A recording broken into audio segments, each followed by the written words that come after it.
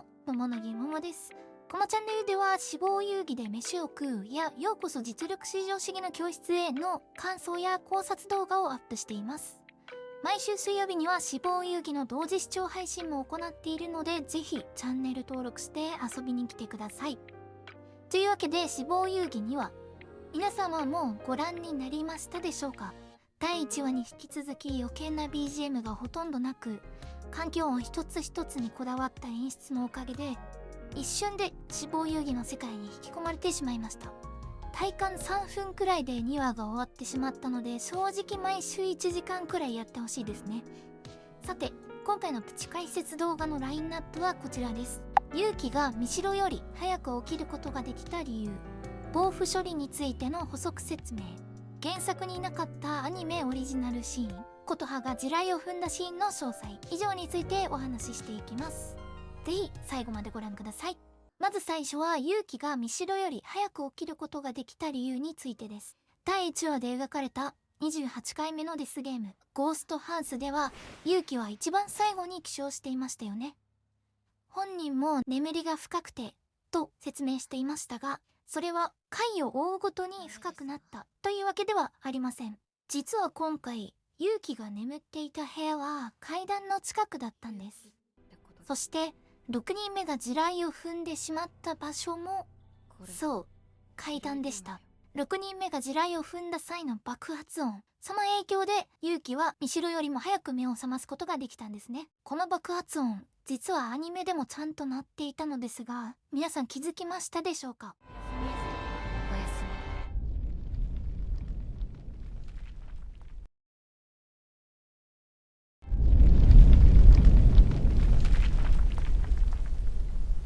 ということでちゃんと入ってたんですよね。私も3週目でようやく気がつきました。原作では爆発音があったから早起きできただけかと気づいた瞬間に、内心ちょっと落ち込む勇気が描かれていて、そこがまた可愛いんですよね。現在死亡遊戯で飯を食うの電子書籍がセール中で、全巻揃えても3000円以内で読めます。アニメの雰囲気が気に入って原作を読もうか迷っている方は、ぜひ1月中に買い揃えるのをおすすめします。アニメ以上に勇気の心情を深く理解できますよ。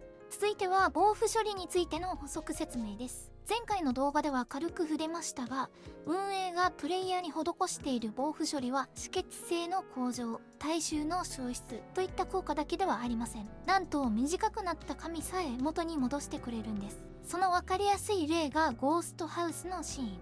作中では一度髪を切ったはずの勇気がラストシーンでは再びロングヘアに戻っていましたよね。これは単なる作画ミスではなく、運営による処置、つまり植毛の効果を示唆している描写です。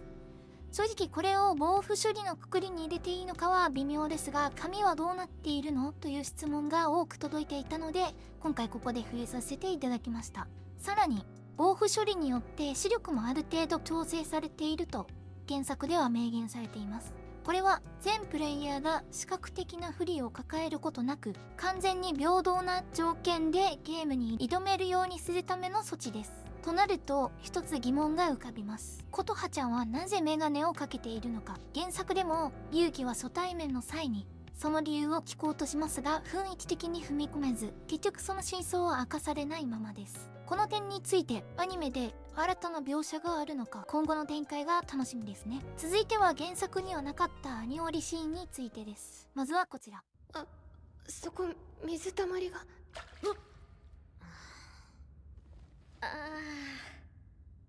何をやってるんですの。ごめんなさい。知恵が水たまりを踏むシーンですね。このシーンは原作にはありませんでしたが、このちょっと平和なやりとりが地味にツボで、2話の中でも特に好きなシーンですね。続いて起床したばかりの勇気が壁の絵を眺めるシーン。この絵の中で勇気はもちろん幽霊として描かれています。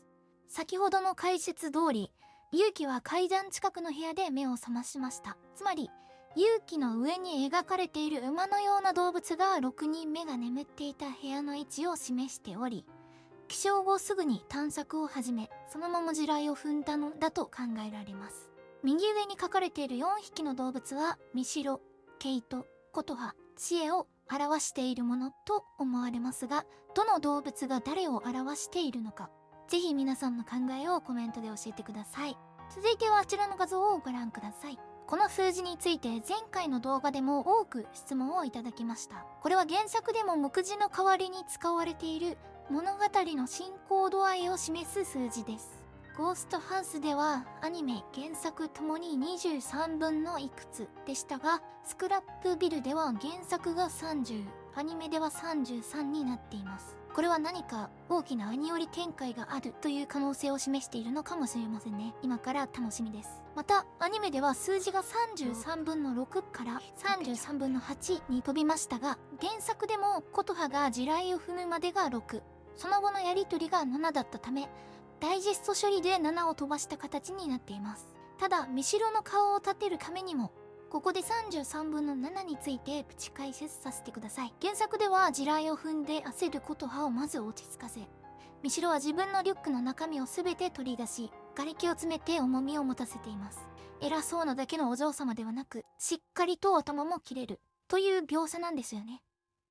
が、アニメを見返してみると、リュックを重しにしていたのは琴葉自身でした。やっぱり見代、ちょっとビビって地雷に近づきたくなかったのかもしれません。ということでアニメ第2話の解説動画でした。いかがでしたでしょうか？面白かったよ、役に立ったよという方はぜひチャンネル登録と高評価の方をよろしくお願いいたします。最後に2話で個人的に好きだった勇気のシーンとともにお別れです。それでは皆さん、また次回の動画や配信でお会いしましょう。またね。